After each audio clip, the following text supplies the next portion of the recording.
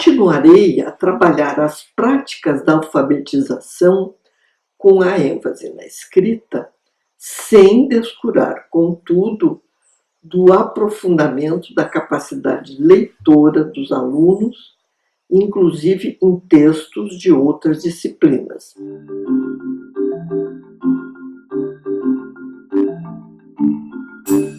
E nessa unidade nós vamos trabalhar com alfabetização matemática, um livro dos autores Centurion, La Scala e Rodrigues. Mas é claro que isso serve como modelo. Cada professor adotará dos textos de matemática os livros que são adotados na sua escola. Então, nessa unidade, os autores trabalham com o uso dos números em lugar das referências. É uma boa ideia, porque os números aí têm uma função anafórica, não é? Eles estão em lugar da referência. No exercício 2, os números são usados em lugar da referência. No contexto da lanchonete, o número 1 significa sanduíche natural. E o número 2, sanduíche de atum. É um código, ou seja, uma convenção, pela qual, naquela situação comunicativa, cada número significa um tipo de sanduíche. E você pode realizá-lo com os dedos da mão, falando ou escrevendo.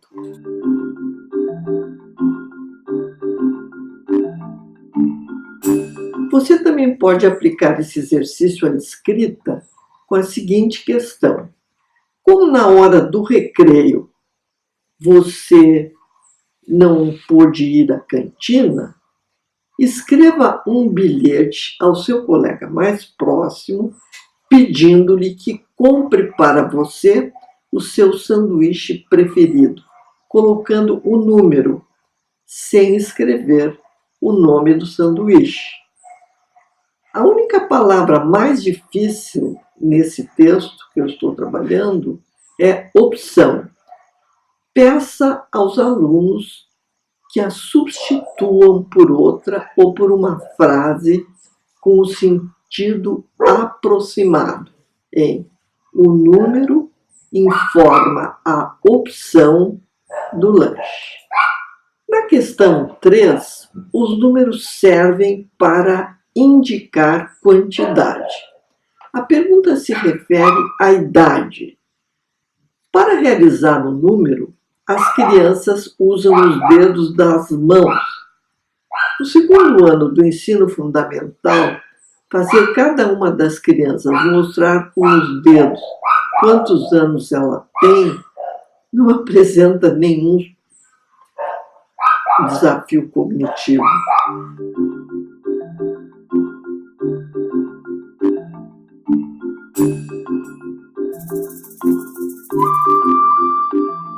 Essa questão versa sobre formas diferentes dos algarismos para registrar quantidades. Essa forma faz a contagem de 5 em 5, com quadrados cortados por uma diagonal em 2 triângulos.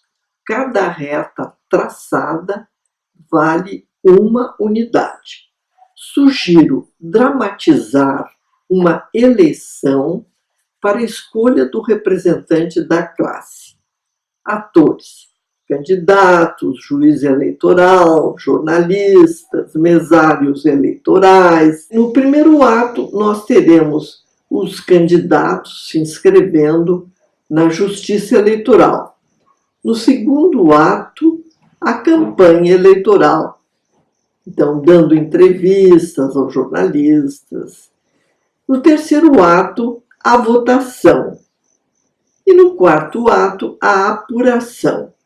É no quarto ato que um dos juízes coloca na lousa os nomes dos candidatos e embaixo de cada um vai colocando os traços à medida que o candidato recebe cada voto. Ao final da contagem, o professor vai explicar para os alunos uma conta de multiplicar que eles irão fazendo em seus cadernos.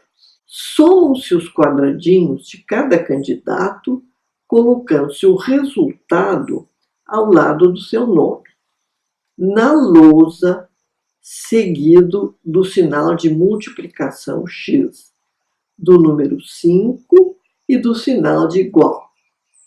Embaixo, monte a conta de multiplicar. Lembre que o produto na multiplicação por 5 só pode terminar pelas unidades 0 ou 5. Os alunos podem fazer os cálculos para todos os candidatos em seus cadernos. Ao final, o juiz compara os resultados da lousa com os dos alunos e proclama o vencedor. Você pode aproveitar a ocasião para ensinar a tabuada de multiplicação por 5, uma das mais fáceis. O resultado sempre termina em 0 ou 5.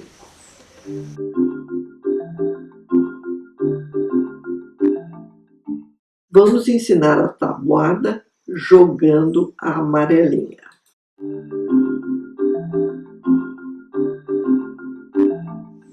A atividade da ação está no livro Aventuras de Vivi 2, no mundo da escrita.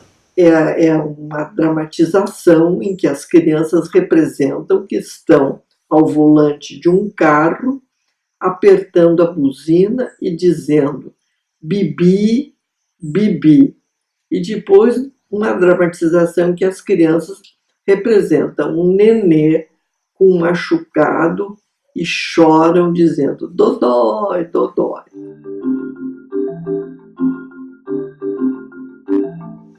Agora, antes de entrarmos na atividade de letra cursiva da nova unidade, sempre recordamos as letras cursivas da última unidade. A recordação está provado agora pela neurociência, é fundamental para reter na memória a longo prazo a aprendizagem.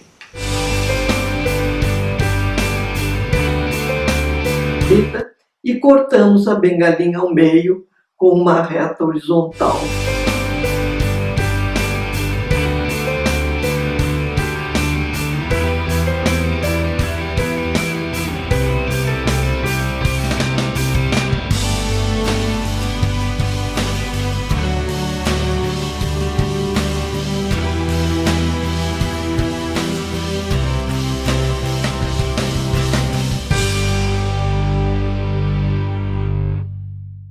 Podemos agora começar a escrever as letras cursivas novas. Vamos começar pela maiúscula, começando no topo com uma bengalinha. E quando chegamos à linha da pauta, subimos pela mesma linha. Ao chegar no topo, traçamos o número 3. Agora vamos repetir o traçado da letra maiúscula por toda a linha, sem pronunciar nada, porque trata-se de uma oclusiva que precisa de apoio vocálico.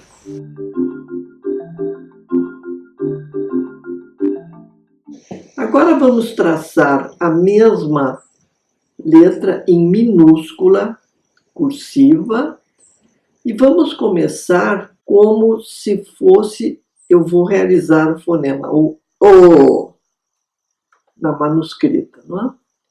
Mas sem fazer a voltinha para ligar a letra seguinte. Começar no meio, de baixo para cima, uma curva com a reentrância para a esquerda.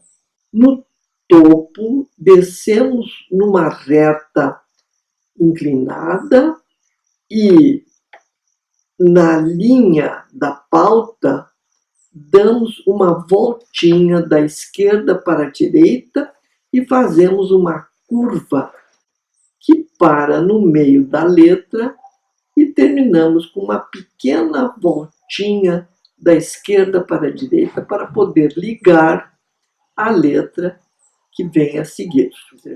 Agora vamos começar a escrever a letra cursiva nova, cujo fonema eu não posso realizar isoladamente porque é uma oclusiva, tá? Então nós vamos começar pela maiúscula, apontando na lousa e dando o seguinte comando. No pontilhado, vamos traçar a maiúscula cursiva, começando no topo, traçando uma reta inclinada, e quando chegamos à linha da pauta, damos uma laçada pequeninha e de baixo para cima traçamos uma curva com a reentrância para a esquerda. Ao chegar no topo, continuamos mais um pedacinho da curva, além da curva inclinada. Agora, vamos repetir o traçado da letra maiúscula por toda a linha, sem dizer nada, porque essa consoante não dá para dizer sozinha, ela precisa de ajuda da vogal.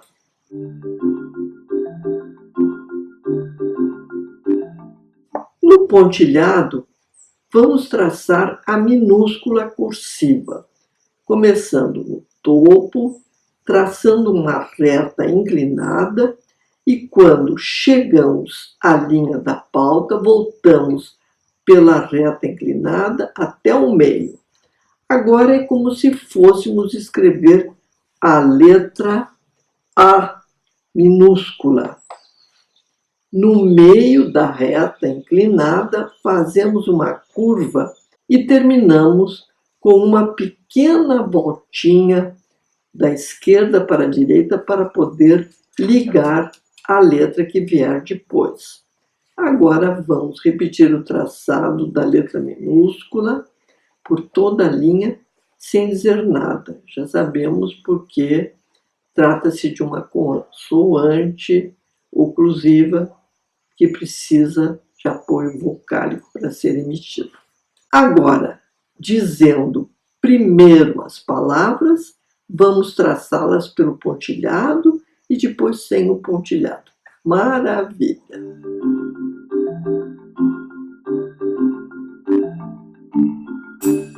Até agora, vocês só ouviram falar em vogais e consoantes.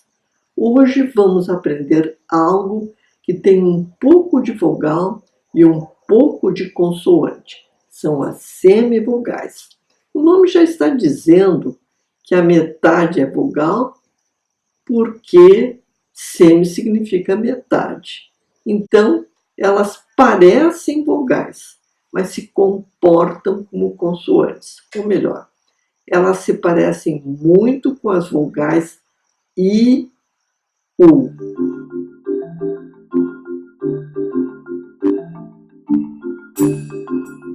Aos pares, olhem para a boca do colega quando ele termina de dizer tu. E agora, quando termina de dizer teu. Agora, troquem de papel. É o colega que observa e você quem fala. Deu para ver que nos dois casos os lábios terminam redondinhos para a frente, não é? Agora todos juntos respondam. Quantas sílabas temos em tu?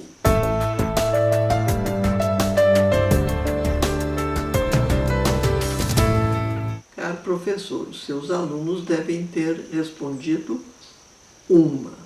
Quantas sílabas temos em teu?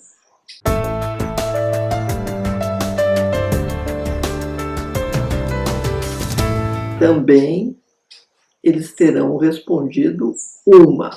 Agora você escreva na lousa tu e teu. Agora vamos aprender uma coisa para sempre. No português brasileiro, toda sílaba só pode ter uma e apenas uma vogal, que aliás é obrigatória. Apontando para tu e teu na lousa, agora pergunte: quantas vogais nós temos em tu?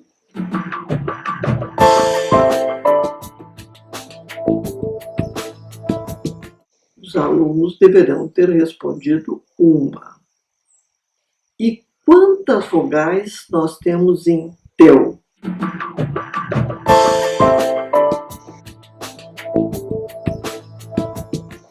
Eles devem responder uma, porque aquele U não é uma vogal.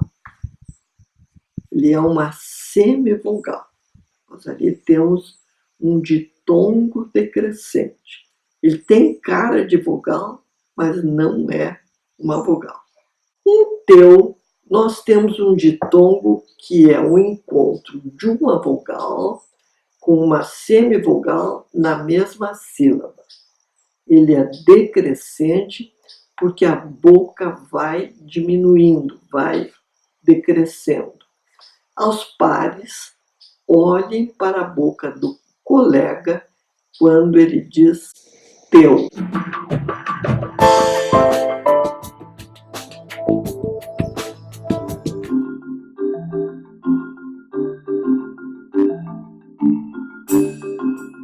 Vamos aprender a reconhecer os ditongos com a brincadeira da amarelinha. Desenhe com giz os retângulos com as palavras conforme o modelo, dando o seguinte comando. Quando for só uma casa, o vocábulo só tem uma sílaba e só uma vogal. É um monossílabo. Então você tem que dizer uma. Quando forem duas casas, o vocábulo tem duas sílabas e só duas vogais. É um dissílabo. Então você tem que dizer duas. Vamos jogar só até o certo.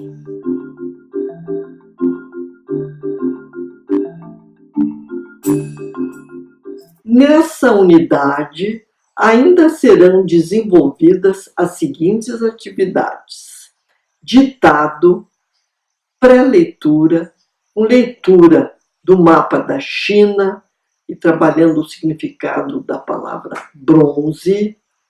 Teremos ainda a leitura em voz alta do texto escrita no osso do boi e no casco da tartaruga, com a compreensão e trabalho de inferências.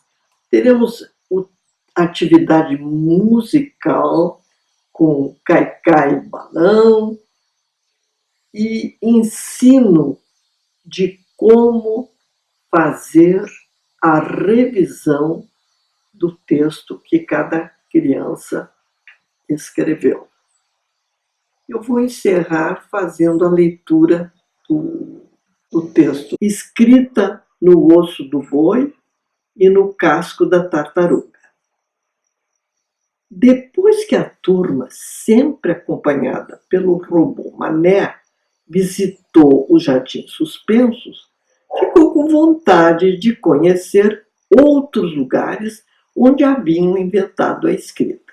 Então, o robô lembrou: vamos entrar no túnel do tempo e viajar mais de 3.000 anos atrás para um lugar que fica no extremo oriente e hoje é conhecido como China. Vamos para o norte desse país, para uma cidade chamada Anyang, uma das capitais dos 7 impérios que houve por lá. Vocês vão ver que a escrita só é inventada em sociedades muito adiantadas. A escrita chinesa não tinha alfabeto. Um símbolo representava uma palavra como o número 2. Então, o robô Mané desenhou no chão os símbolos que vocês estão vendo no desenho.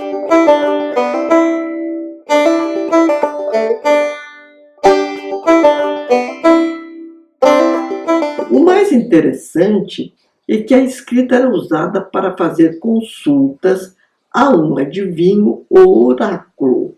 Por exemplo, vai chover?